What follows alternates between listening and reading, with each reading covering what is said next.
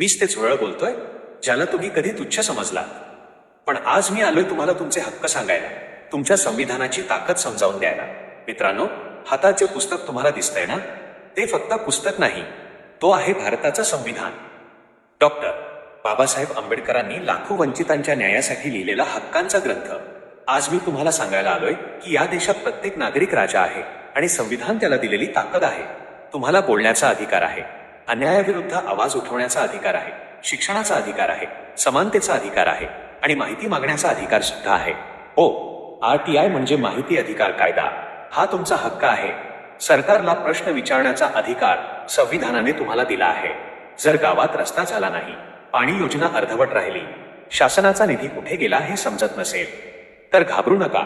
RTI टाका, प्रश्न विचारा, कारण लोकशाहीत जनता मालक असते. पण दुर्दैव बघा, आज अनेक लोक संविधान वाचत नाहीत. त्यांना फक्त जातीच्या धर्माच्या भिंती दाखवल्या जातात, पण त्यांचे हक्क, त्यांचा आवाज, त्यांची ताकद लपवली जाते.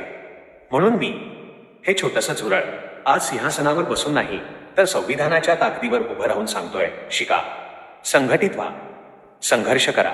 तुमच्या हातात संविधान असेल तर कुणीही तुमचा आवाज दाबू शकत नाही. लक्षात ठेवा, संविधान फक्त पुस्तक नाही, तो आमचा आत्मसन्मान आहे, तो आमचा अधिकार आहे, तो आमचं भविष्य आहे. म्हणून उठा, संविधान वाचा, हक्क जाणून घ्या आणि प्रत्येक घरात संविधानाचा प्रकाश पोहोचवा. जय भीम.